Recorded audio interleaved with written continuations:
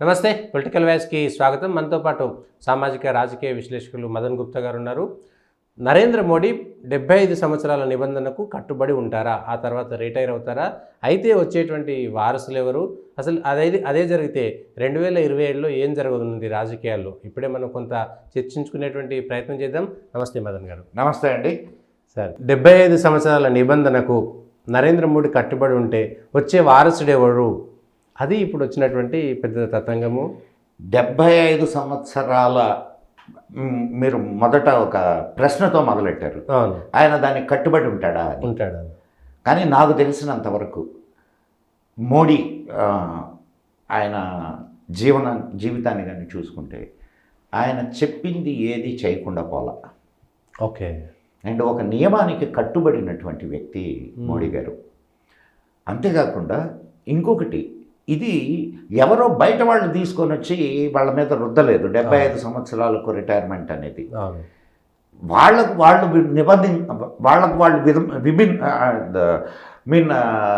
విధించుకున్నటువంటి నిబంధన. కాబట్టి దీన్ని తప్పుతాడు అని నేను అనుకోవట్లే. అయితే ఇప్పుడు పాలిటిక్స్ నుంచి తప్పుకోవాలా అనేది అక్కడ. నేను ఇంకొక అడుగు ముందుకు వేసి ఆయన రాష్ట్రపతి అయ్యేదానికి అవకాశం ఉంది. కారణం ఏంటంటే రాష్ట్రపతి అనేది it's not a political seat, constitutional. కాబట్టి అక్కడికి వెళ్ళొచ్చు. ఇప్పుడు రిటైర్ అయినటువంటి 75 సంవత్సరాలకు రిటైర్ అయినటువంటి వాళ్ళందరినీ మన గవర్నర్లుగా నియమిస్తున్నారు. సో అటువంటి పరిస్థితి ఏర్పడడానికి అవకాశం ఉన్నది. నేను ఇప్పుడు ఆయన మీకు ఒకసారి ఒక మీటింగ్లో చెప్పారు, మేరే కో క్యా హై మై मेरा झोली लेके चले जाऊंगा. कहाँ जाएगा? ఇప్పుడు ఆయన అందరూ ఎక్కడికి వెళ్దామని ఎవరు అడగల. ఆయన ప్రధానమంత్రి పదవి నుంచి రాష్ట్రపతి పదవికి పోతాడు. ఓకే, ఇది అని నేను అనుకుంటున్నా. ఒకవేళ అట్లా జరగకపోతే రేపు 2025కి ఆయన 25 సెప్టెంబర్ 17కి అయిపోతుంది. సరే, ఇంకొక సంవత్సరం రోజులు అటు ఇటు మీరు అది చెయ్యకపోతే కూడా వాళ్ళ మీద విమర్శలు చాలా వస్తాయి. అవును. ఎందుకు? ఇప్పుడు చాలా పెద్ద పెద్ద వాళ్ళని, ఇప్పుడు కర్ణాటకలో యడ్యూరప్ప వీళ్ళందరినీ చాలా పెద్ద పెద్ద వాళ్ళని పక్కన కూర్చోబెట్టారు.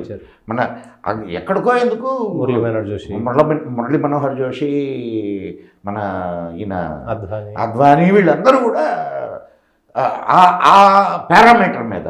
ఇప్పుడు నీకు అధికారం ఉంది కదా అని ఆ పారామీటర్ని నువ్వు తప్పిస్తే నీ మీద నైతికమైనటువంటి ఆరోపణలు రావు. అవును. సో అటువంటి పరిస్థితి తెచ్చుకుంటాడని నేను అనుకోను. కాబట్టి ఒక ఏడాది అటు ఇటుగా ఏదో చర్య అయితే తీసుకుంటారు ఖచ్చితంగా. ఇప్పుడు ఆయన ఒకవేళ పొలిటికల్ రంగాన్ని వదిలిపోకపోవచ్చు. ఓకే. కానీ పాలిటిక్స్లో, డైరెక్ట్ పాలిటిక్స్లో లేకుండా గైడ్గా కూడా ఉండొచ్చు కదా. అవును అవును. సో ఈ అవకాశం ఉంది.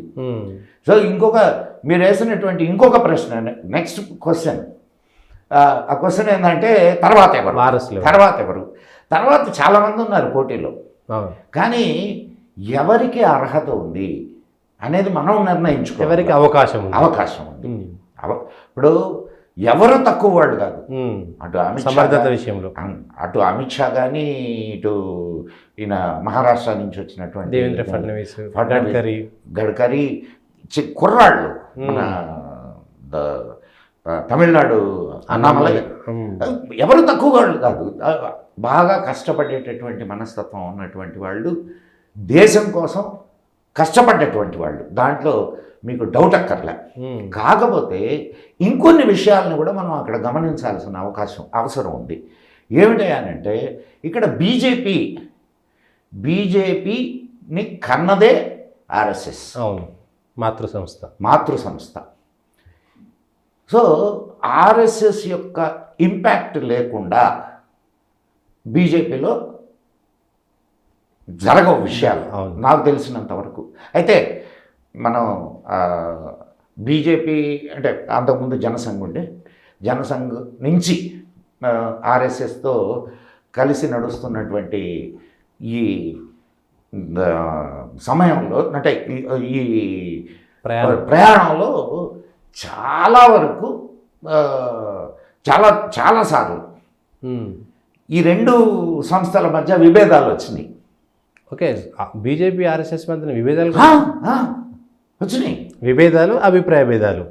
ఆ విభేదాల్లోనంటే అభిప్రాయ భేదాలే. ఇప్పుడు ఇంకొకటి ఇక్కడ అంటే మీరు అన్న పదానికి విభేదము అభిప్రాయ భేదము, విభేదము అయినా అభిప్రాయ భేదం అయినా భేదమే. అవును, దాంట్లో మిగిలే పదం భేదం. అవును. సో అట్లా పరిస్థితులు ఏర్పడ్డాయి.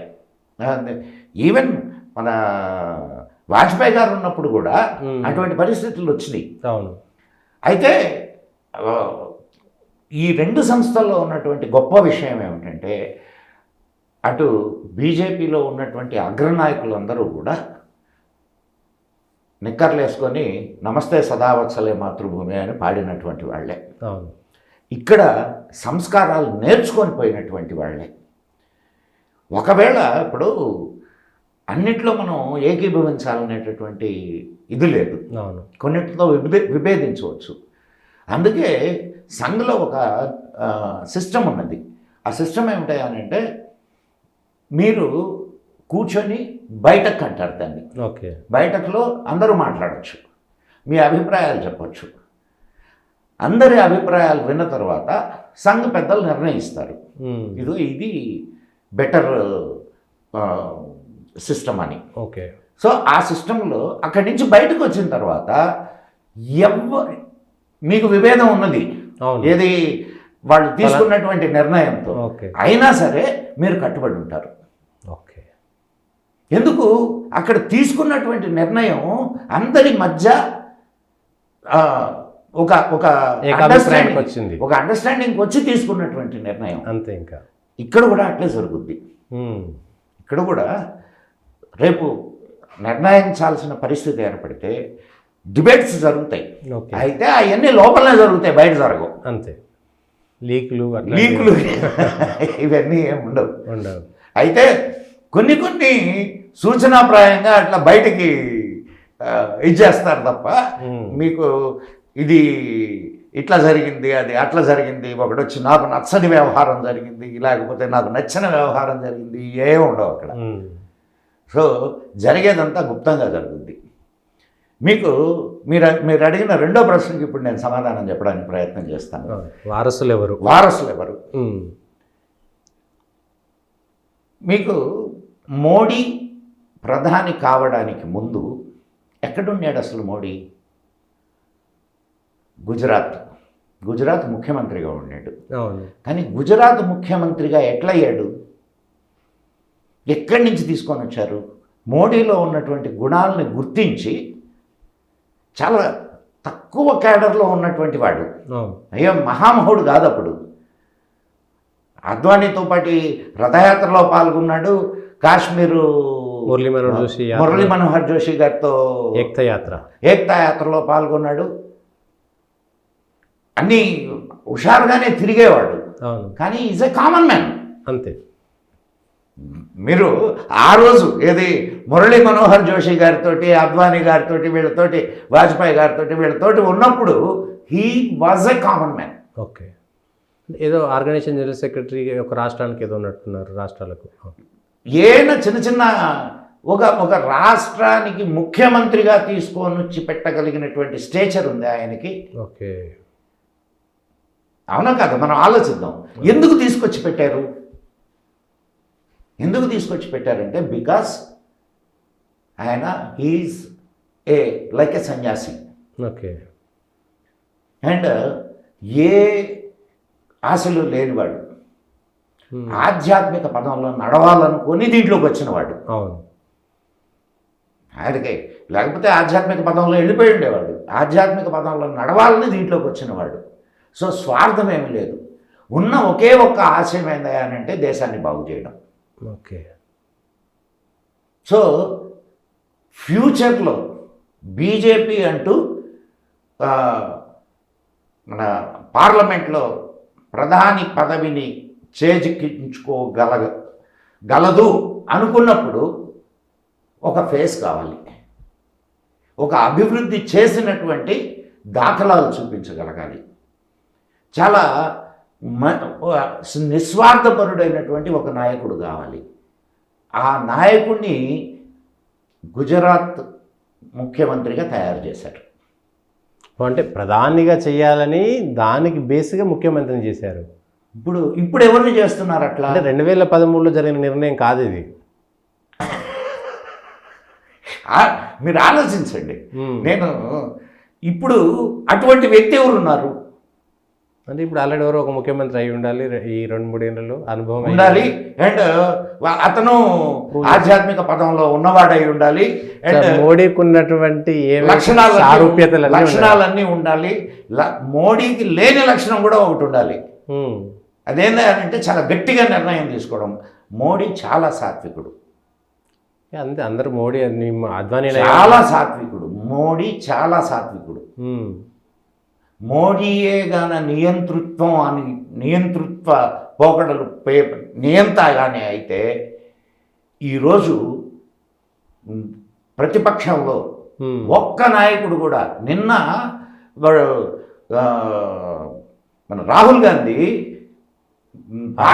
పార్లమెంట్లో హిందువులందరూ హింసావాదులు అని మాట్లాడాడు. మోడీ గారి నియంత అయితే మాట్లాడతాడండి వాడు నేను హిందువునని చెప్పుకుంటున్నాడు.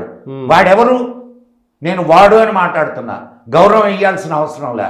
ఎందుకనంటే నా ధర్మాన్ని కించపరిచినటువంటి వాడిని నేను గౌరవంగా చూడాల్సిన పనిలే. వాడికి ఏం అర్హత ఉందండి? మీరు మనం ఈ టాపిక్ వచ్చే ముందు ఒక మాట మాట్లాడారు. ఏమండి, ఆయనకు కూడా పెళ్లి కాలేదు కదా, ఆయనకు కూడా అర్హత ఉంది కదా అని. పెళ్లి ఒక్కటే కాలేదు, తక్కినవి అన్నీ అయినాయి. నేను మాట్లాడినది మీ అభిప్రాయం? అటువంటి లేదు, ఉన్న విషయం ఎవరికి తెలీదు. వాజ్పేయి సమయంలో అమెరికాలో అతను he cot with drugs smuggler. తెలుసా మీకు? విన్నాము. మరి ఎందుకు కాపాడారు? మెతకతనం, సాఫ్ట్ నేచరు. అటువంటి పరిస్థితుల్లో ఇప్పుడు చాలా ఏర్పడ్డా కానీ ఈయన మీద ఇన్ని కేసులు ఉన్నాయి. నిన్న పార్లమెంట్లో మాట్లాడారు, మోడీ గారే మాట్లాడారు పార్లమెంట్లో. చర్యలు తీసుకోమనండి. ఎందుకు తీసుకోవడం వల్ల చర్యలు? మోడీ సాత్వికుడు. కానీ బయటనే అట్లా లేదు కదా. మోడీ అంటే గంభీరం, మోడీ అనుకున్న పని చేస్తాడు. ఓకే. ఇన్ని 10 సంవత్సరాలు, ఒక 2-3 నెలలు, 10 సంవత్సరాలలో భారతదేశంలో హిందూ ముస్లిం గొడవలు జరిగినాయండి. ఎందుకు? చాలా చోట్ల గోరక్షకుల పేరు మీద చాలా మందిని మాబ్ లించింగ్ చేసిరు అనేదే కదా ఆరోపణ. మరి ఏం తీసుకున్నాడండి మోడీ గారు? ఏమి సరే తీసుకున్నారు. Okay, right. ఇంకొక విషయాన్ని, ఇది మోడీ గారి లోపంగా మాట్లాడుతున్నా నేను. ఓకే. మణిపూర్లో అల్లూరులో అయితే కూడా ఏం చేయలేకపోయాడు కదా. బెంగాల్లో హిందువుల్ని ఊచకోత కోస్తుంటే బెంగాల్ ప్రభుత్వాన్ని ఎందుకు రద్దు చేయలేదు? నేను రాజ్యాంగాన్ని దైవంగా భావిస్తాను,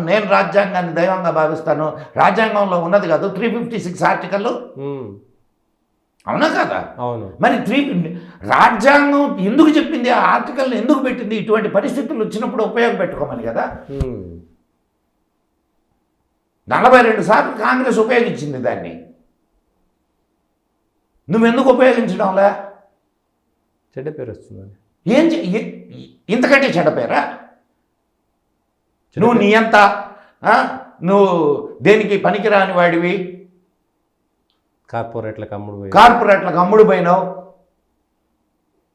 ఎంత చెడ్డ పేర్లు కాదా? అసలు అది కాదండి. నేను ఇంకొక చిన్న విషయం అడుగుతాను, చెప్పండి.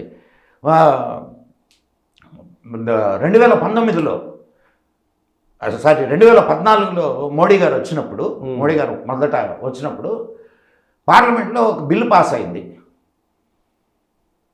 ఇది న్యాయ వ్యవస్థకు సంబంధించిన బిల్లు. న్యాయ వ్యవస్థ ఎవరండి దాన్ని ఆపడానికి?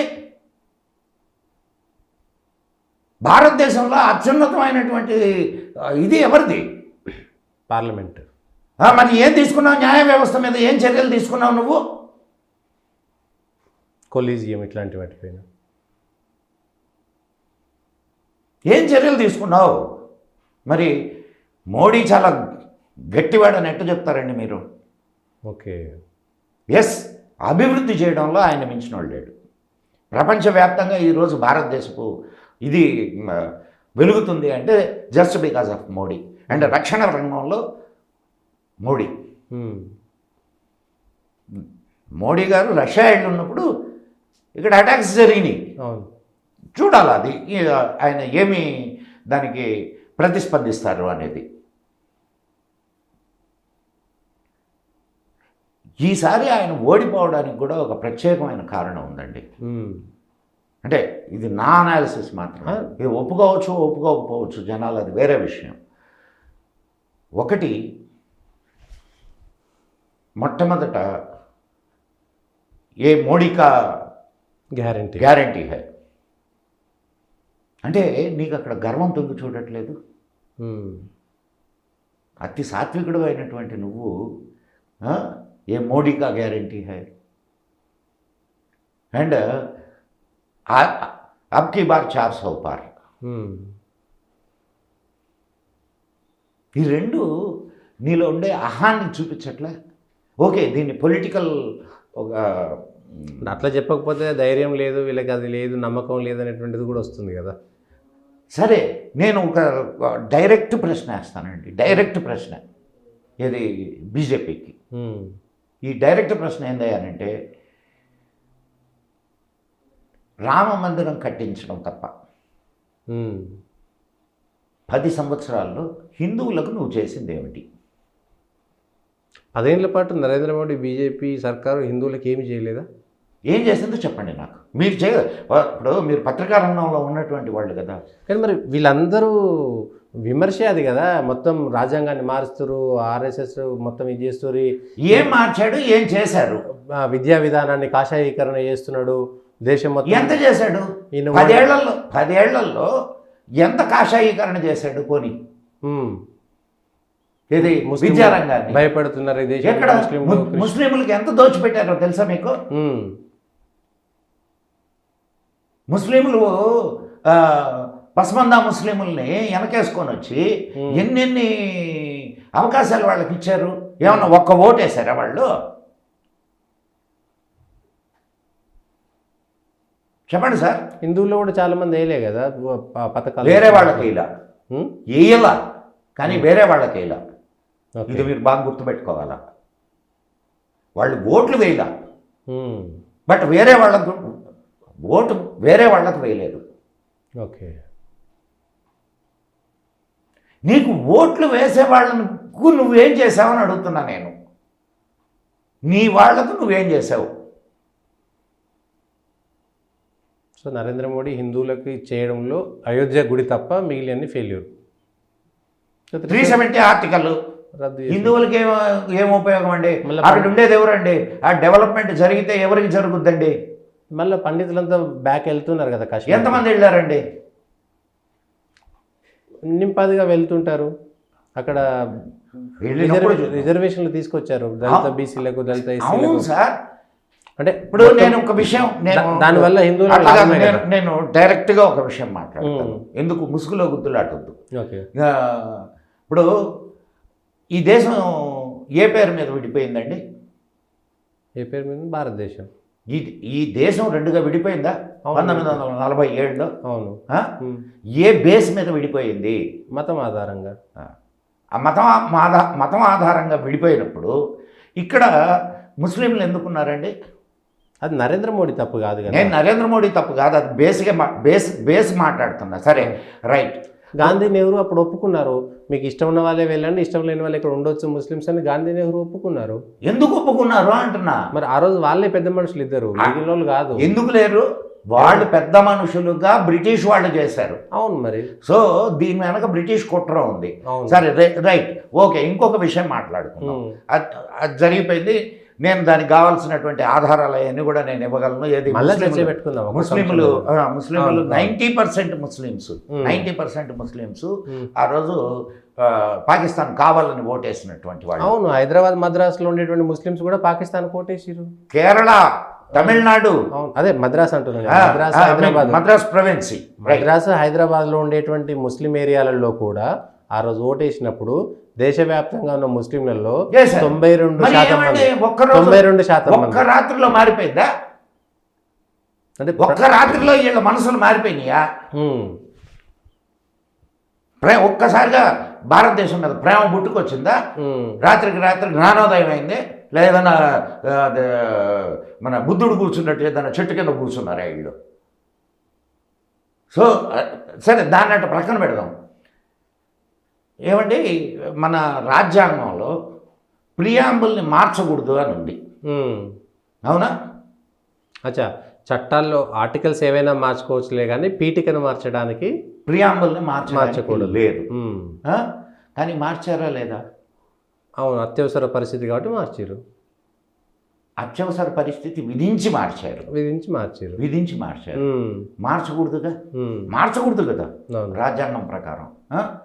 మరి ఉందా రాజ్యాంగంలో రాజ్యాంగకర్తలు ఎవరైతే ఉన్నారో వాళ్ళు రాశారా పీఠికను మార్చకూడదని నిబంధన ఉంది. ఓకే, అంటే ఆ నిబంధన. ఇంకొకటి, దీని మీద 4 సార్లు డిబేట్లు జరిగినాయి ప్రియాంబుల్స్ మీద. ఓకే, దాంట్లో సెక్యులర్ అనే పదాన్ని చేర్చడానికి 4 సార్లు డిబేట్లు జరిగినాయి. 4 సార్లు ఆ చేర్చడాన్ని వ్యతిరేకించారు. ఓకే, అంటే 52 ప్రాంతంలో 52 బిఫోర్ 52. మరి తలుపులన్నీ వేసేసి ప్రతిపక్షం అనేది లేకుండా ఎమర్జెన్సీ విధించి అందరి నోళ్ళు నొక్కి నువ్వు ప్రియాంబుల్ని మార్చినటువంటి మార్పుని నువ్వు 10 ఏళ్లలో ఎందుకు మార్చలేదు? నిన్న పార్లమెంట్లో మాట్లాడారా? ఏది హిందువులు హింసావాదులని, హిందువుల సంగతి అట్ట పక్కన పెట్టండి, ఏది ఎమర్జెన్సీలో జరిగిన దీని గురించి నా పార్లమెంట్లో మోడీ గారు మాట్లాడారు. మరి ఆ ప్రియాంబుల్ని ఎందుకు సవరించలా? అవును, ఫుల్ మెజారిటీ వచ్చింది, సవరించాలి. 1991 ప్లేసెస్ ఆఫ్ వర్షిప్ యాక్ట్ మన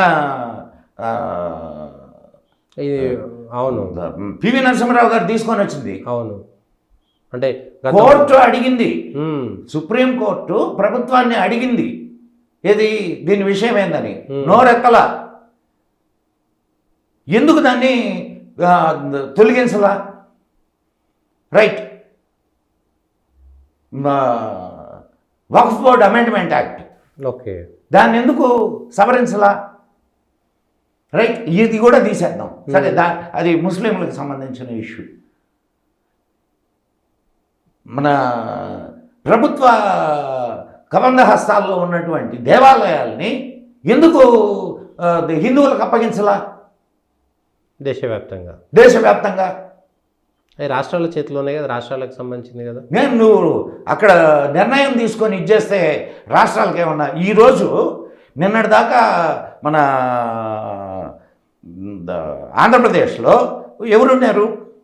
జగన్మోహన్ రెడ్డి సార్. ఎవరైనా జగన్మోహన్ రెడ్డి ఎందుకు అవుతాడు? ఆయన క్రిస్టియన్ అని స్వయంగా చెప్పుకుంటుంటే పేరు అట్లా ఉంది కదా జగన్మోహన్ రెడ్డి అని ఉంటే హిందూ అయిపోతాడా? Crypto Christians. ఒక క్రిస్టియన్ చేతిలో నీకు హిందూ ఆలయాలు. తమిళనాడులో ఎవరు అసలు దేవుడే లేడు అనేటటువంటి వాళ్ళు? స్టాలిన్. అది కూడా ఒక బహానా, దేవుడు లేడని అనేది ఏముండదు, అవసరం కోసం ఎట్టైనా మారుతారు వాళ్ళు. అది ఎట్టైనా మాట్లాడతారు, కానీ అట్టటోళ్ళ చేతుల్లో నీకు దేవాలయాలు ఉంటే ఏమవుతాయి? కేరళ కమ్యూనిస్టులు వీళ్ళ చేతుల్లో దేవాలయాలు ఉంటే ఏమవుతాయి? ఇప్పుడు అవుతున్నాయి కదా.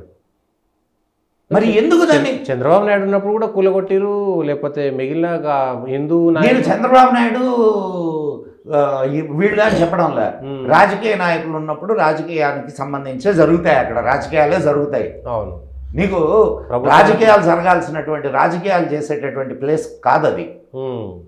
నీ దేవాలయం అనేది నీ శ్రద్ధా కేంద్రం. అవును, నీ ఆధ్యాత్మిక కేంద్రం, నీ వ్యక్తిగత కేంద్రం. మరి వాటిని ఎందుకు నువ్వు బయటకు తీసుకురాలా? వీటిని తీసేసే బదులు మిగిలిన వాళ్ళని కూడా తీసుకురావచ్చు కదా అందులోకి. ఎక్కడ చర్చిలు మసీదులను కూడా తీసుకురమ్మను. అప్పుడు ఈరోజు ఒక్క మన తిరుమల తిరుపతి దేవస్థానం మీద వచ్చే ఆదాయంతో ఎన్ని ప్రజోపయోగ కార్యక్రమాలు జరుగుతున్నాయి. అవును, ఖజానాకు పోతున్నాయి. ప్రజోపయోగ కార్యక్రమాలు జరుగుతున్నాయి కదా. ఇది అక్కడ హాస్పిటల్ ఉంది, యూనివర్సిటీ ఉంది, అనేక ఇవి ఉన్నాయి. అన్ని స్వామి డబ్బులతోనే కదా జరుగుతున్నాయి. అవును. అండ్ ఇక్కడ మీకు చదువు చెప్తున్నాం, మీకు వైద్య సదుపాయం అందిస్తున్నాం అని చెప్పి మతం మార్చేటటువంటి గుంపులు ఉన్నప్పుడు నా దేవాలయాలు నా చేతిలో ఉంటే, నా దేవాలయాల మీద వచ్చినటువంటి ఆదాయంతో నేను ఈ సదుపాయాలన్నీ చేయనా? అవును, మతం మారేటువంటి హిందువులకు అనేకమైన సౌకర్యాలు కల్పించవచ్చు కదా. అవును, అంటే వక్ఫ్ బోర్డ్ యాక్ట్ వల్ల, వక్ఫ్ బోర్డ్ అమెండ్మెంట్ యాక్ట్ జరిగింది కదా. అవును, పివి నరసింహారావు గారి దయ. దానివల్ల వాడు భారతదేశ పటంలో ఏలు ఎక్కడ పెడితే అక్కడ వక్ఫ్ 2800 సంవత్సరాల క్రితం నాటి ఒక తమిళనాడులో ఒక గ్రామం మాదని అన్నారు. నువ్వు కోర్టుకు పోవడానికి కూడా లేదు, వక్ఫ్ బోర్డు కోర్టుకు పోవాలి. నువ్వు అక్కడ ఎవరు కూర్చొని ఉంటారు? వాళ్ళే ఉంటారు. ఇప్పుడు నీ ఆస్తి ఉందండి, సపోజ్ నీ ఆస్తి ఉంది, ఇది వక్ఫ్ బోర్డుది అని నిర్ధారించారు. వక్ఫ్ బోర్డు తీసుకుంది. నువ్వు కోర్టుకు పోయి ఇది కాదయా నా ఆస్తి స్వామి మా తాతండ్రులన్నీ మాకు ఇచ్చినారని చెప్పి నువ్వు కాగితాలన్నీ చూపించడానికి లేదు. ఆడ పోయి చూపించుకోవాలి. అక్కడ పోయి చూపించుకుంటే అక్కడ కూర్చున్నది ఎవరు? వీళ్ళు ఏం చేస్తారు? ఇదిగో నువ్వు మతం మార్చుకుంటే నీ ఆస్తి నీకు ఇస్తామంటారు. జరిగిన దాఖలాలు చాలా ఉన్నాయి. అవును, మరి వీటిలన్నింటినీ నువ్వు సరిచేసింది ఎక్కడా? ఇది నేను ఒక హిందువుగా నేను అడుగుతున్నటువంటి ఇది. ఓకే, ఇప్పుడు చెప్పండి. సో మీ లెక్కన ఒక గుడి తప్ప 370 ఆర్టికల్ తప్ప హిందువులకు వచ్చి ఇప్పుడు చూడండి, దౌర్భాగ్యం ఏంటంటే ఆ గుడి కట్టిన దాన్ని కూడా ఫైజాబాద్ సీటు కూడా కోల్పోయారు. అఫ్కోర్స్ అయోధ్యలో ఎమ్మెల్యే గెలిచారు, ఎమ్మెల్యే వచ్చింది కానీ ఫైజాబాద్ ఉన్నందుకు రాలేదేమో పేరు. అయోధ్య అనేటువంటి పార్లమెంట్ రావాలి యాక్చువల్గా. అట్లాంటి చాలా ఉన్నాయండి, చాలా ఉన్నాయి. అసలు మీరు ఎక్కడికో అదే యూపీకి లేకపోతే ఆంధ్రప్రదేశ్కి రావాల్సిన పనిలే. ఢిల్లీలో రోడ్ల పేర్లే ఉన్నాయి. అక్బర్ రోడ్డు అండ్ మార్చారు కదా ఈ మధ్యన కొన్ని. ఒక్కటే మార్చారు, ఔరంగజేబ్ రోడ్డును మాత్రమే మార్చారు. తుగ్లక్ రోడ్ అట్లే. వీళ్ళందరూ ఏమన్నా మన హిందువుల్ని ఆదరించి ఇచ్చేసినటువంటి వాళ్ళ, హిందువుల మీద అరాచకాలు చేసి హిందువుల్ని ఊచకోత కోసి మతాలు మార్చి ధనాన్ని దోచుకున్నటువంటి దోపిడీదారుల పేర్లు నువ్వు ఆడ పెట్టుకుంటేవి. ఇప్పుడు చెప్పండి, నేను ఒక హిందువుగా పడుతున్నటువంటి ఆవేదన. సో ఇప్పుడు బీజేపీని కూడా హిందువులు నమ్మలేనటువంటి పరిస్థితికి వచ్చింది 10 ఏళ్ళ అధికారంలో ఉండి. తెచ్చుకున్నారు అంతే. కానీ ఇవన్నీ చేస్తే ఉన్న అసలు ఓట్లు కూడా రావు కదా. హిందువులలో చీలికలు ఉంటే హిందువులు 100% ఐక్యంగా ఉండరు కాబట్టి ఇవన్నీ జరగట్లేదు అనేటువంటిది చర్చ కదా. నీకు ఎక్కడి నుంచి వచ్చినాయి ఓట్లు? ఒక్క ముస్లిం వేసాడా? 94% ముస్లిమ్స్ కాంగ్రెస్కి వేశారు ఈసారి. ఇన్ని 10 ఏళ్ళలో ఇంత అభివృద్ధి చేసినాక కూడా భారతదేశంలో అభివృద్ధిని ఎవరు చూస్తారు సార్? ఓకే, నాకు ఏం ఫ్రీ ఇస్తున్నావు? నా కుటుంబానికి ఏమొస్తుంది? నేను నా కుటుంబం అంతే. అంతే. దేశం ఎట్టబోయినా నాకు అవసరం లే. నువ్వు ఇన్ని చేసావు, ఒక్క ముస్లిం ఓటు సంపాదించుకున్నావా? అవును. ముస్లిం స్త్రీలకి ఎటువంటి అవకాశం అది నిన్న కోర్టు కూడా సుప్రీంకోర్టు అవును, పొద్దున చూసిన సుప్రీంకోర్టు కూడా షాబానో కేసు NBR మరణం ఇయ్యాలని చెప్పి ఇది చేసింది. నువ్వు తీసుకొని వచ్చావుగా, ట్రిపుల్ తలాక్ రద్దు చేశారు. ఆడపిల్లల జీవితాలని బాగుపరిచేటటువంటి ఇదేగా అది. అవును, అయినా వాళ్ళే. నేను ఇంకొన్ని ప్రశ్నలు వేస్తాను. అంటే మొన్నటి ఎన్నికలతోటి ముస్లిం కొన్ని ప్రశ్నలు కూడా ఉన్నాయి నాకు. నిర్ధారణ అయిపోయిందా ముస్లింలకి బీజేపీ కోటేయరు ఎంత చేసినా కూడా అనేటువంటి నిర్ధారణ అయింది? నిర్ధారణగా అయినట్టే కదా. అంటే కొంత అవకాశం అయితే ఇచ్చారు కదా. ఎక్కడ మేము ముస్లింలను మేము వేరుగా చూడట్లేదు, 10 ఏళ్లలో హిందువులను సబ్కా సాత్ సబ్కా వికాస్ సబ్కా విశ్వాస్ పూరా బక్వాస్. సో అంతే, బక్వాస్ అయినట్టే లెక్క అంతే. సో సబ్కా విశ్వాస్ రావట్లేదు, సబ్కా విశ్వాస్ రావట్లే, సబ్కా వికాస్ మాత్రం జరిగింది. సో వికాస్ను వాళ్ళు నమ్మట్లేదు. అంటే ఇప్పుడు ప్రజలకు చెప్పడానికి అట్లా మోడీ గారు ఏమైనా ప్లాన్ వేసారేమో, చూడండి నేను 10 ఏళ్ల పాటు అభివృద్ధి మంచిదే ప్లాన్ వేస్తే మీ భారతదేశం అభివృద్ధి చెందాలని కోరుకునే వాళ్ళలో దశలో నేను మొట్టమొదటి ఉంటాం. అవును, అభివృద్ధి జరగాలి కూడా, జరగాలి. అవును. కానీ ఇక్కడ ఒక వర్గానికి అభివృద్ధితో పనిలే, వాళ్ళకు ఫ్రీలు వస్తే చాలు, అంతే. వాళ్లకు వాళ్ళ మతం కావాలా. అక్కడ వాళ్ళ నాయకులు ఏం చెప్తారో వాళ్ళు ఎవరు చెప్తే వాళ్ళ దేశంపై ఓటేస్తారు, అంతే. వాళ్ళకు ఓటులతో కూడా పని లేదు, అంతే. కానీ ఇప్పుడు హిందువులు రెంటికి చెడ్డరు ఎవడైపోయారు, హిందువులు రెంటికి చెడ్డరు ఎవడైపోయారు అన్నట్టు మీరు చెప్పింది. హిందువులు ఎప్పుడైతే ఇప్పుడు హిందువులలో ఒక ఐక్యత వస్తున్నది, ఓకే, ఆలోచన పెరిగింది, ఐక్యత వస్తున్నది. ఇంకొక విషయం ఉంది ఇక్కడ, నేను చాలాసార్లు చాలా చోట్ల చెప్పాను కూడా ఈ విషయాన్ని. నేను హిందువుని అనేటటువంటి స్పృహ లేదు. నేను రెడ్డిని, నేను కాపుని, నేను కమ్మని, నేను మాలని, నేను మాదిగని, నేను హిందువుని అనేటటువంటి స్పృహ లేదు. నువ్వు ఒక కామన్ పీపుల్ దగ్గరికి వెళ్ళి అడగండి, ఏమయ్యా నువ్వు హిందువు అంటే, కాదండి నేను రెడ్డినండి అంటాడు.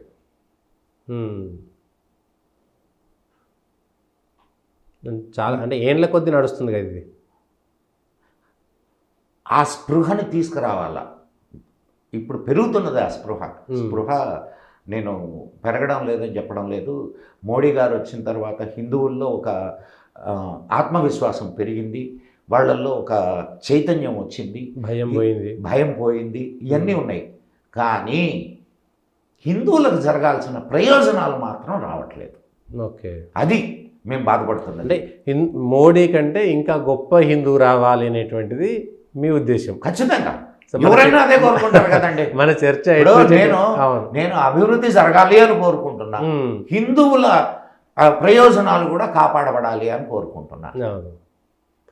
మన చర్చ కొంచెం అటు ఇటు పోయింది. వారసులు ఎవరనే దగ్గరికి మోడీ గారితో పాటు సారూప్య లక్షణాలు ఉన్నటువంటి నాయకుడు ఎవరనే దాని అన్వేషణలో మన పొలిటికల్ వాయిస్ ఛానల్ ఉన్నది ఇప్పుడు. ఖచ్చితంగా. ఓకే, ఇప్పుడు ఆ సారూప్యతలు ఎవరికి ఉన్నాయి?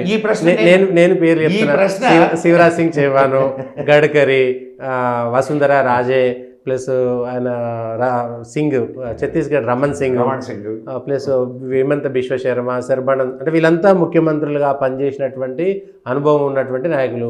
యడ్యూరప్ప ముఖ్యమంత్రి చేశాడు కానీ వయసు అయిపోయింది. ఉంటే బొమ్మాయి, మొన్నటిదాకా ఎస్ఆర్ బొమ్మాయి, బసవరాజ్ బొమ్మాయి, బొమ్మాయి, ఈ 6-7 మంది ముఖ్యమంత్రులుగా పనిచేశారు. అంటే క్రైటీరియా ముఖ్యమంత్రి అయ్యి ఉంటే బాగుంటుంది అనేటువంటిది మీరు చెప్పిన మొదటిది. సో ఇంతమంది ఉన్నాయి. మిగిలినటువంటి దాంట్లో ఇంకొకటి, ఇప్పుడు ఇది ప్రశ్న మీకే వేస్తాను. ఓకే, మీరు ఇంతమంది పేర్లు చెప్పారు కానీ ఇంకొకరి పేరు చెప్పాల. పుష్కర్ సింగ్ ధామి, యోగి ఆదిత్యనాథ్, రైట్. సో మీరు ఇప్పుడు ఒక ప్రశ్న మీకే ఏంటంటే, ఆఫ్ కోర్స్ మీరు యాంకర్ కావచ్చు, చర్చ అంటే బాగుంటుంది కూడా. ఇప్పుడు యోగి ఆదిత్యనాథ్, ఇప్పుడు మీరు చెప్పినటువంటి తక్కినటువంటి ముఖ్యమంత్రులు అందరూ, okay, you compare it. Okay, who has good qualities and good administrative skills, and ఇంకొకటి ఏ స్వార్థము లేనటువంటి అనేది అండర్లైన్ చేసుకోండి. ఓకే, ఎవరున్నారు చెప్పండి నాకు. స్వార్థం, కుటుంబం ఉంటే స్వార్థం ఉంటుంది. సో అది మొదట్లో కొట్టేసి అయిపోయింది. అందరి కుటుంబాలు ఉన్నాయి ఇక్కడ. మోడీని ఎందుకు తీసుకొని, నేను మీకు ఫస్ట్లో చెప్పాను ఏది మోడీని ఎందుకు తీసుకొని వచ్చారు అని. అంతే. ఇప్పుడు మోడీ లక్షణాలే ఉన్నటువంటి వాడు, మోడీ కంటే అగ్రెసివ్నెస్ ఉన్నటువంటి వాడు అడ్మినిస్ట్రేషన్లో మంచి. సో మీరు చెప్పిన సూత్రం ప్రకారం అక్కడ మోడీని 2001లో 2001లో ముఖ్యమంత్రిగా లాంచ్ చేశారు. అంటే తర్వాత ఎప్పుడో ఈయన ప్రధానమంత్రి మెటీరియల్ అయ్యేటువంటి అవకాశం ఉంటే ఈయనకు అంటే ఏమంటారు అనుభవం రావాలి కాబట్టి పరిపాలన అనుభవం కోసం ముఖ్యమంత్రి అయినటువంటి అవకాశం ఇచ్చారు. ఇప్పుడు యోగి ఆదిత్యనాథ్ కూడా రేపు పొద్దుగాల ప్రధానమంత్రి మెటీరియల్ అయితే అవకాశం వస్తే ఈయనకు పరిపాలన అనుభవం వచ్చేసేటువంటి అవకాశం ఉంటుంది కాబట్టి ఈయనకు ముఖ్యమంత్రి ఇచ్చారు. ఎంపీగా ఉన్నటువంటి వ్యక్తిని తీసుకుపోయి అక్కడ కూర్చోబెట్టి ముఖ్యమంత్రిగా ఇచ్చి నువ్వు అనుభవం సంపాదించుకొని ఆయన రేపు పొద్దుగాల ఏ అవసరం వచ్చినా సిద్ధంగా ఉండు. ఉత్తరప్రదేశ్ నాదని అనుకోకు, దేశమంతా నీదనేటువంటి భావనలోకి రా. సో అందుకే మోడీని కూడా దేశమంతా కూడా చర్చలోకి తీసుకొచ్చేటువంటి ప్రయత్నం చేశారు. బీజేపీకి శాపం ఉందేమో పాపం, వాజ్పేయి గారు పెళ్లి కాలేదు, అద్వానీ గారికి అవకాశం వచ్చినా ఓడిపోయారు, కుటుంబం ఉన్నది. బీజేపీలో ప్రధానమంత్రి కావాలి అని అంటే పెళ్లి కాకుండా ఉండాలి అంతే. ఓకే, ఒకటండి అక్కడ పెళ్లి కావడం పెళ్లి కాకపోవడం కాదు. సంఘలో మీరు కానీ గమనిస్తే ప్రచారకులు వీళ్ళందరూ కూడా జీవితాన్ని ధారపోసినటువంటి వాళ్ళు. కానీ అందరికీ అన్ని స్కిల్స్ ఉంటాయండి. అవును, ఏదో ఒక దాంట్లో అట్లా తీసుకుంటే యోగి ఆదిత్యనాథ్ సంఘకు చెందిన వ్యక్తి కాదు. అవును, అంటే పూర్తి స్థాయి కాదు, సింపథైజర్ మాత్రమే. అవును, కానీ ధర్మానికి సంబంధించిన వ్యక్తి. సంఘ్ ఏం చూస్తుందంటే వీడు నావాడా మీవాడా అని చూడదు. ఓకే, సంఘ్ వీడి దేశానికి పనికి వస్తాడా పనికిరాడా, వీడి వల్ల ఉపయోగం దేశానికి ఉపయోగం ఉన్నదా, స్వలాభం కాదు. ఓకే, దేశానికి ఉపయోగం ఉన్నదా లేదా ఇది మాత్రమే చూస్తుంది సంఘం. బీజేపీ అయినా అదే చూస్తుంది. ఓకే, కాకపోతే బీజేపీ పొలిటికల్ పార్టీ కాబట్టి దాంట్లో బోలెడు మురుగునీరు వచ్చి చేరుంటుంది. అది సహజమైన విషయం, దాన్ని మనం ప్రశ్నించడానికి కూడా లేదు. ఈ మధ్య మనవాళ్ళు అంటుంటారులే, మన మిత్రులు బీజేపీలోకి రాగానే వాషింగ్ మిషన్ అవునవును శుభ్రపడిపోవడం, ఇట్స్ పొలిటికల్ పౌడర్ నిర్మాణం కూడా చేశారు కదా. It's a political organisation, but Sangh is not political organisation. Sangh మీకు ఓన్లీ డైరెక్షన్ ఇస్తుంది, మీలో వ్యక్తి నిర్మాణాన్ని చేస్తుంది, సంఘ నిర్మాణాన్ని చేస్తుంది. వ్యక్తి నిర్మాణం ద్వారా సంఘ నిర్మాణం జరుగుతుంది. అది సంఘ్ చేసే పని. సంఘ్ ఇప్పుడు మీకు ఒక చిన్న ఇది చెప్తానండి. ఒక సంఘ్లో ఒక 100 మంది స్వయం సేవకులు ఉన్నారు. 100 మంది ఎక్కడి నుంచి వచ్చిన వాళ్ళు? సొసైటీ నుంచి వచ్చిన వాళ్ళు. ఈ సొసైటీ నుంచి వచ్చినటువంటి ఈ 100 మందికి 100 రకాల వ్యాపకాలు ఉంటాయి. అరే ఇట్లా కాకుండా ఇంకోలా మనం చేస్తే మనం సంఘానికి, మనం సమాజానికి సేవ చేయొచ్చు. అట్లా విద్యకు సంబంధించి అనేక ఆర్గనైజేషన్స్ ఉన్నాయి. ఇది సరస్వతి శిశు మందిర్ కానీ, ఏకలవ్య ఇవన్నీ కూడా చాలా ఆర్గనైజేషన్స్ ఉన్నాయి. అట్లనే ఇప్పుడు పొలిటికల్కి సంబంధించి లాగా అక్కడ వాళ్ళకు ఉన్నది. అంటే విద్యార్థి విషయంలో ఇది చేసుకునేదానికి ఏబీవీపీ ఉంది, పొలిటికల్గా పనిచేయడానికి బీజేపీ. అంతేగాని సంఘ్ డైరెక్ట్గా దేంట్లో ఎంటర్ కాదు. ఓకే, సంఘ్ దేంట్లో కానీ అన్నిటికీ మార్గనిర్దేశకం మాత్రం సంఘమే ఖచ్చితంగా. ఇప్పుడు సంఘ్ ఇచ్చేటటువంటి మార్గనిర్దేశం ఏంటి చెప్పండి నాకు. నువ్వు సమాజానికి సేవ చేయనేటటువంటి మార్గనిర్దేశమే తప్ప నువ్వు సంపాదించుకో, నువ్వు ఇది చేసుకో అని చెప్పదు కదా సంఘం.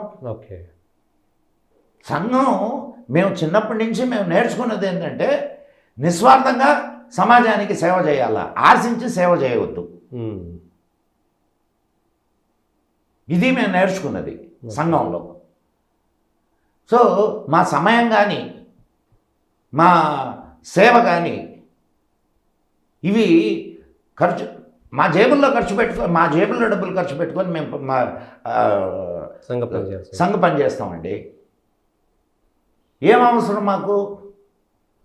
కారణం ఏంటంటే ఈ సమాజం నాది, ఈ దేశం నాది అనేటటువంటి తత్వాన్ని మాకు సంఘం చిన్నప్పటి నుంచి నేర్పించింది. ఓకే, ఇది ఒక చర్చలో యోగి ఆదిత్యనాథ్ దగ్గరకు వచ్చినాం, ఇంతమందిలో యోగి ఆదిత్యనాథ్. ఇప్పుడు అదే నేను సంఘాన్ని గురించి ఎందుకు చెప్పాను అని అంటే, సంఘం ఏమో ఆలోచిస్తుంది అనేది చెప్పాను. సో సంఘ ఆలోచనల్లో ఇప్పుడు మీరు చెప్పినటువంటి అంతమందిలో ఎవరు ముందుంటారు? ఆధ్యాత్మిక పరంగా స్వలాభం లేనటువంటి వ్యక్తి విధంగా, ఆ పరిపాలనలో అనుభవం ఉన్నటువంటి వ్యక్తిగా, ప్లస్ వయస్సు రీత్యా కూడా. ఎవరున్నారు? మళ్ళీ యోగి ఆదిత్యనాథ్ గారే. యోగి ఆదిత్యనాథ్. మరి ఇంకా ఆయన ఉన్నప్పుడు ఇంకా వేరే వాటి గురించి ఎందుకు ఆలోచించాలా? అంతే. సో చర్చల సారాంశం ప్రకారం ఎన్ని నేను మీకు లాజికల్ గా మనం మీకు రూఢి చేయట్లేదు, చెప్పాను, రూఢి చేయట్లేదు. కానీ ఇంతమందిని చూస్తే మన వేలు అక్కడి వైపే వెళ్తుంది. యోగి ఆదిత్యనాథే తరువాయి ప్రధానమంత్రి అవ్వడానికి అవకాశాలు మెండుగా ఉన్నాయని చెప్పడానికి. అంతేకాదు ఇంకొక విషయం కూడా నేను ఇక్కడ చెప్తాను. ఓకే, ప్రపంచవ్యాప్తంగా ఉన్నటువంటి జ్యోతిష్కులు. అవును, మీరు జ్యోతిష్ శాస్త్రంలో ఎక్స్పర్ట్ కాబట్టి, అంటే జ్యోతిష్ శాస్త్రం మీద అవగాహన ఉన్నటువంటి వ్యక్తిగా. అవును, నా జ్యోతిష్యాన్ని గురించి నేను అఫ్కోర్స్ మీకు ఒక అనుభవం ఉంది, నాకు తెలుసు. నేను నా జ్యోతిష్యాన్ని గురించి నేను మాట్లాడను. ప్రపంచవ్యాప్తంగా ఉన్న పేరెన్నిక కన్నా జ్యోతిష్కులు అందరూ Yogi Adityanath he's going to be the prime minister of India అని చెప్పారు. ఓకే, నేను ఆధ్యాత్మిక పరంగా చెప్తున్నాను. ఇంకా ఇప్పుడు ఇంకొక ఆస్పెక్ట్ని మనం కానీ గమనిస్తే, ఎవడు వస్తే బెటర్, ప్రపంచవ్యాప్తంగా ఒక కాషాయం కట్టుకున్నటువంటి వాడు ఈ దేశ ప్రధాని అయితే ప్రపంచంలో ధర్మం యొక్క, హిందూ ధర్మం యొక్క, సనాతన ధర్మం యొక్క ముద్ర ఇది ఎలా ఉంటుంది ఆలోచించండి. సింబాలిక్గా ఆయన ప్యాంటు షర్ట్ వేసుకోడు, నువ్వు ₹1,00,00,000 ఇస్తాను, నాకు ప్రధానమంత్రి పదవి వద్దు కానీ నాకు కాషాయమే కావాలంటాడు. అవును. సో రాబోయేటటువంటి రోజుల్లో చాలా ప్రపంచవ్యాప్తంగా చాలా మార్పులు జరిగేటటువంటి అవకాశం. మనం ఈ అంశంలో జ్యోతిశాస్త్రం ప్రకారం కాకపోయినా 2027లో ఈయనకు 75 సంవత్సరాల నిబంధన ఉంది కాబట్టి మోడీ గారు 75 అంటే అనగానే అర్ధరాత్రినే అవసరం లేదు, కాదు, ఇంకా చాలా ఉన్నాయి, ఇంకా చాలా అంశాలు ఉన్నాయి. ఓకే, చెప్పండి. ఒకటి 70 సంవత్సరాల రాజ్యాంగం ఇది అనుకున్నాం, 82 ఆర్టికల్ 82 ప్రకారం నియోజకవర్గాల పునర్విభజన జరగాల. 1971లో జరిగింది పునర్విభజన. లేదు, మీరు ఒకసారి పోయి మీరు చూడండి. 2009లో పునర్విభజన జరిగింది, రీఆర్గనైజేషన్ యాక్ట్ ప్రకారం జరిగింది కదా. 5 స్టేట్స్కి జరిగినాయి. ఓకే, సెంట్రల్కి ఎక్కడ జరిగినాయి? ఓకే, 4 నియోజకవర్గాల సంఖ్య పెంచేటువంటి. ఇప్పుడు ఎన్ని? 545, 542, 43, 543, 2 తీసేసి నామినేటెడ్ తీసేసి 43. ఇప్పుడు ఉన్నటువంటి జనసంఖ్య ఎప్పుడో 71లో ఎంత ఉండింది జనసంఖ్య, భారతదేశపు జనసంఖ్య? అప్పుడు 70 కోట్లు ఎంత ఉండింది, ఇప్పుడు 140 కోట్లు అయింది. డబల్ అయింది.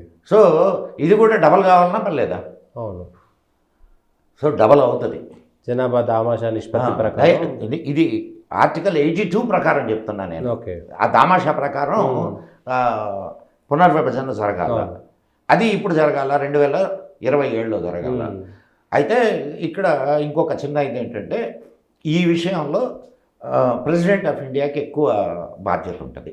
ఓకే, పవర్స్ ఎక్కువ ఉంటాయి. అంటే ఇంకొక సంవత్సరం తర్వాత అనొచ్చు, ఇంకొక సంవత్సరం ముందు అనొచ్చు, అది ప్రెసిడెంట్ ఆఫ్ ఇండియా ఇష్టం. అయితే ప్రెసిడెంట్ ఆఫ్ ఇండియానే 2027లో రిటైర్ అవుతున్నారు. అవును కదా. అవును. సో ఆ టయానికి అయిపోవాలా. ఇదొకటే కాదు, ఇప్పుడు కొత్త భవనం నిర్మించారు, పార్లమెంట్ భవనం. ఎంతమందికి సీటింగ్ కెపాసిటీ? 1000 మందికి. అంటే దీన్ని దృష్టిలో పెట్టుకొనైనా మోడీ గారు దానికి డిజైన్ చేసింది. అవును. అంతేకాకుండా బీజేపీ మేనిఫెస్టోలో ఉన్నటువంటి విషయం ఏంటంటే ద 1 నేషన్ 1 ఎలక్షన్. సో అది కూడా అక్కడికే తీస్తుందా అంటే అదే కాకుండా 2000 అంటే పోయిన సంవత్సరం 2023లో ఇంకొక బిల్లు ఇది మహిళా రిజర్వేషన్ బిల్ పాస్ అయింది. అది ఎప్పుడు ఎగ్జిక్యూట్ కావాలా? 27 వాళ్ళ కల్లా 29 అంటే నెక్స్ట్ ఎలక్షన్స్ కల్లా అది ఎగ్జిక్యూట్ కావాలా? సో నెక్స్ట్ ఎలక్షన్స్ ఇప్పుడు 20 రాజ్యాలకి రాష్ట్రాలు 20 అదే రాష్ట్రాలకి 2026 నుంచి 27 లోపల ఎలక్షన్స్ జరుగుతాయి. ఆ 6 నెలల కాలంలో దాదాపు 1 సంవత్సరం కాలం అనుకోండి. ఓకే. సో ఇన్ని పాసిబిలిటీస్ ఉన్నాయి కాబట్టి అండ్ జమిలీ ఎన్నికలు జరిగే అవకాశం ఉందంటారు 27లో. ఖచ్చితంగా జరుగుతాయి. 2027 జరిగే జరిగే అవకాశాలు ఉన్నాయి, ఖచ్చితంగా జరుగుతాయి. అండ్ నేను అన్ని కోణాల నుంచి ఆలోచించి ఈ మాట మాట్లాడుతున్నాను, ఒక లాజికల్ ఎండ్కి రావడానికి, లాజికల్ కన్క్లూజన్కి రావడానికి. అయితే ఒకటి, ఇప్పుడు కాంగ్రెస్ పరిస్థితి ఏంది? ఇప్పుడు ఇండి కూటమి నిలబడదు. ఓకే. నేను జ్యోతిష్యం ఇవన్నీ కాదు, అన్ని పక్కన పెడితే, అండ్ ఒక జ్యోతిష్యం రీత్యా చూసినా పెద్ద జ్యోతిష్కులు అందరూ కూడా చెప్పినటువంటి విషయం ఏంటంటే రాహుల్ గాంధీ ప్రధానమంత్రి అయ్యే అవకాశమే లేదు అని. అంతే. ప్రధాన ప్రతిపక్ష నాయకుడు మాత్రమే. ప్రధాన ప్రతిపక్ష నాయకుడుగా కూడా ఎన్ని రోజులు ఉంటాడు? నాకైతే ఒక విషయం మాత్రం, అతను ఎక్కువ కాలం నిలబడడం అనేది నా ఆలోచన. ఇది ఒకవేళ by the end of this year also. ఎందుకనంటే అక్కడ ఉండేది 24 గంటలు పనిచేసే పనివంతులు. ఎవరు? మోడీ కానీ, అమిత్ షా కానీ, తక్కినటువంటి నడ్డా కానీ, ఎవరైనా ఇక దేశం కోసం అర్ధరాత్రి పూట ఫోన్ చేసినా పరిగెత్తి వెళ్ళిపోయేటటువంటి మనుషులు. ప్రతిపక్ష నాయకుడిగా ఇతనికి కూడా అంత బాధ్యత ఉంటుంది. అవును. అంత పని ఇతనితో చేయించారు అనుకుందాం. నిలబడతాడా? వెళ్తున్నాడు కదా, నిన్న మణిపూర్ వెళ్ళాడు, యూపీ వెళ్ళాడు, రాయ్బరేలీకి వెళ్ళాడు. 4 రోజులు వెళ్తే 4 రోజులు ఎక్కడో సింగపూర్ వెళ్తాడు, లేకపోతే ఇంకో చోటకి ఎక్కడికో వెళ్తాడు. తెలిసిన విషయమే కదా, ఇప్పుడు దాకా జరిగిన విషయమే కదా. అప్పుడంటే ఎంపీ కాబట్టి తెలియదు, ఇప్పుడు ప్రధాన ప్రతిపక్ష నాయుడు కాబట్టి ప్రభుత్వానికి చెప్పాలి కదా మంత్రి హోదాలో. నిజమే సార్, నేను అదే చెప్తుంది. పని చేయిస్తారు, ఆయన చేత పని చేయిస్తారు, ఖచ్చితంగా చేయిస్తారు. కానీ పనికి వంగే మనిషి కాదు కదా మనవాడు. మనవాడిని ఇంతకు ముందేమో పప్పు అంటారు, ఇప్పుడేమో బాలక్ అంటారు. సో ఇట్లా ఈ చర్చ మొత్తానికైతే ప్రధానమంత్రి నరేంద్ర మోడీ గారు 75 సంవత్సరాల నిబంధనను నైతిక విలువను బట్టి ఒక ఏడాది అటు ఇటు అంటే మనం చెప్పలేము, అదేమి అట్లా కాదు కదా. 6 నెలలు ఏడాదికో అటు ఇటుగా రిటైర్ అయ్యేటువంటి అవకాశాలు ఎక్కువగా కనిపిస్తున్నాయి రాజకీయాలలో. అయితే ఒకటి అమిత్ షా చెప్పినట్టు 2029 దాకా మోడీ ఉంటారనేటువంటిది ఒక చర్చ జరుగుతుందండి. ఇది కాబట్టి నిజమే, అది మోడీ చెప్పలేదుగా. ఓకే, అది రాజకీయమైనటువంటి అంతే. మనం మోడీ మాట తప్పుతాడు అనేటటువంటి ఇది నాకు లేదు. ఓకే. ఎందుకంటే is a very pious man and ఆయన చాలా మెతక మనిషి సార్. ఎవ్వరికి అర్థం కాని విషయం. కఠినమైనటువంటి వ్యక్తి అయితే కాదు. కఠినమైన వ్యక్తి అయితే మీకు 2 ఉదాహరణలు చెప్తాను. 2 ఉదాహరణలు ఏమండి, మన మన్మోహన్ సింగ్ టైంలో ఈయన మన అదే పతంజలి బాబా రామ్దేవ్ నిరాహార దీక్ష కూర్చున్నాడు. సైన్యాన్ని పంపించగానే ఎగిరి దూకి పారిపోయాడు, అయిపోయింది. 4 నెలలు రోడ్లను బ్లాక్ చేసి కూర్చొని ఉంటే ఎందుకు చర్య తీసుకోలేదు? రైతుల ఉద్యమం పేరా షహీన్ బాగు రైతు ఉద్యమం తీసుకుందాం. 3 చట్టాలు అయితే తీసుకొని వచ్చారో రైతులకు ఎంత మంచి చేసే చట్టాలండి. నెలలు వాళ్ళు కూర్చుంటే చట్టాలను వెనక్కి తీసుకుంటువి. నీకు గట్టితనం ఏది? అంటే న్యాయ వ్యవస్థ చట్టసభలు చేసినటువంటి చట్టాన్ని గంగలో దొక్కితే నోరెత్తకపోతుంది. ఉమ్. నేను చెప్తున్నది అది. మెతక మనిషి ఆయన. వీళ్ళందరూ అనుకుంటున్నట్టు అంత కఠినమైనటువంటి మనస్తత్వం కాదు ఆయనది. కానీ చూద్దాం. బెంగాల్లో ఎందుకు విధించలేదు 356 ఆర్టికల్ని? ఎందుకు ఉపయోగించలేదు?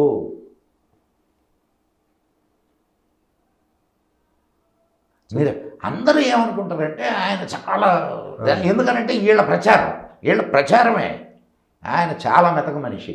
రాబోయేటటువంటి వాడు మాత్రం తాట తీస్తాడు పక్క. ఈయనలా ఉండరు. సో మళ్ళీ అంటే అప్పుడు ఆయన వచ్చిన తర్వాత మోడీ నయం ఉండే అంటారేమో. ఖచ్చితంగా అంటారు. ఇంకొక విషయాన్ని మీరు గమనించారో లేదు, నిన్న పార్లమెంట్లో మోడీ సంభాషణ, ఇది రాజ్యసభ అండ్ లోక్సభల్లో ఆయన ఇచ్చిన స్పీచ్ ఏదైతే ఉందో దాన్ని జాగ్రత్తగా గమనిస్తే మోడీ యాటిట్యూడ్ మారింది అని చెప్పడానికి అది ఒక పెద్ద ఉదాహరణ. ఓకే, అంటే ఎట్లా మారిందంటారు?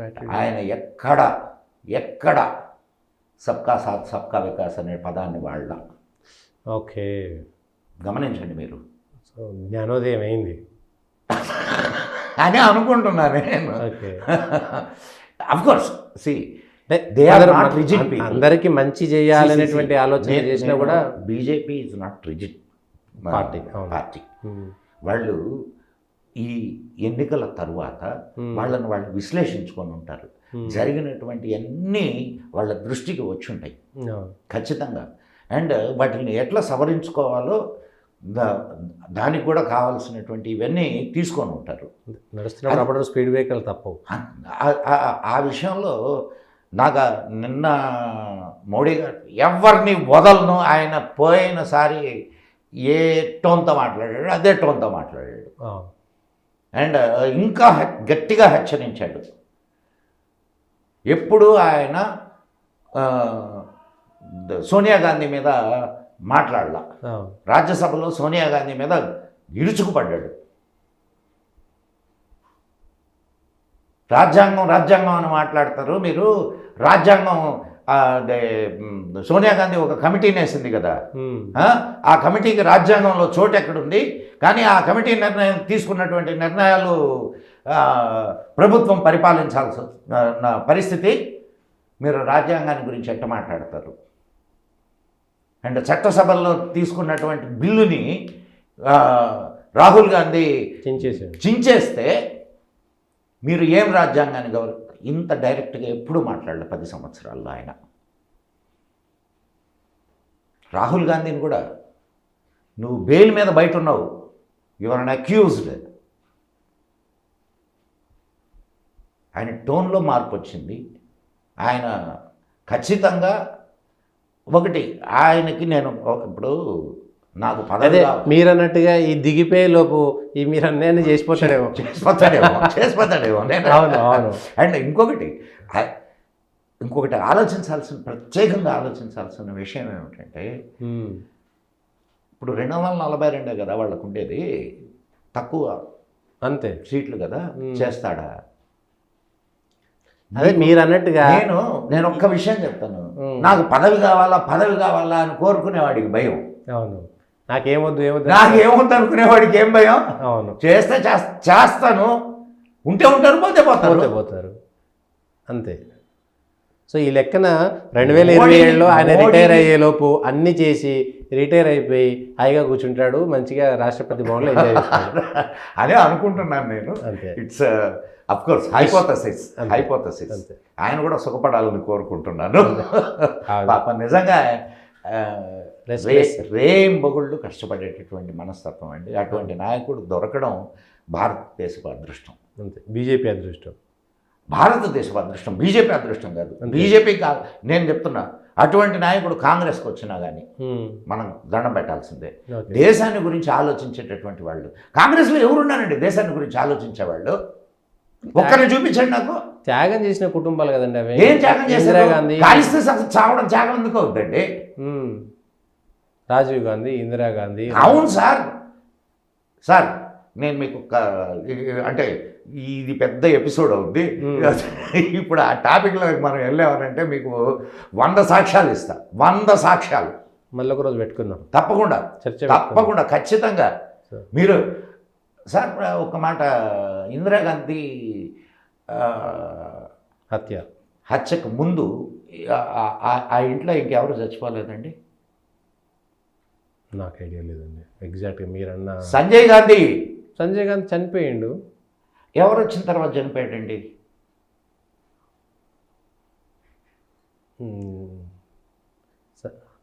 అమ్మ ఇంట్లో అడుగు పెట్టంగానే జరిగినాయి ఇవన్నీ.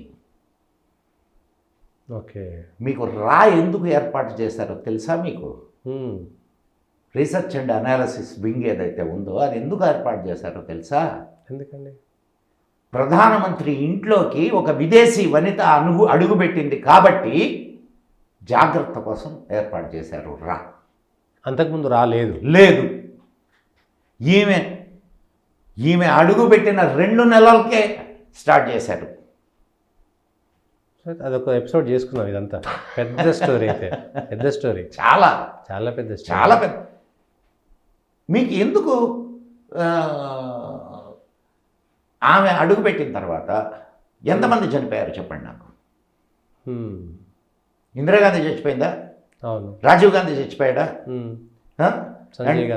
సంజయ్ గాంధీ ముందు, అంటే ఆమె అడుగుపెట్టిన వెంటనే చచ్చాడు. సంజయ్ గాంధీ కుటుంబాన్ని బయటకు పంపించేశారా?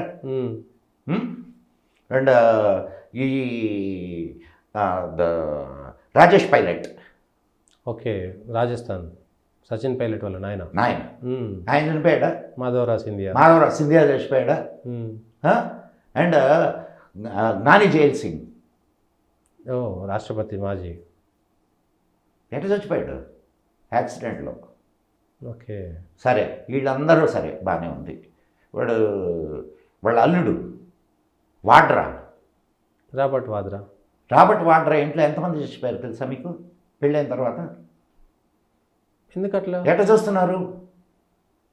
రాజీవ్ గాంధీ హత్య చేసినటువంటి వాళ్ళని క్షమాభిక్షతో వదిలేసారు. ఎందుకు? ఒకదానికొకటి కనెక్ట్ చేసుకోండి, మీకే తెలుస్తుంది. సరే, మనం కూర్చొని దీని మీద అన్ని కనెక్షన్లు స్టార్ట్ చేసుకుందాం. ఈ చర్చ అది అంతం అయ్యేది కాదు, పెద్ద చర్చ ఇది.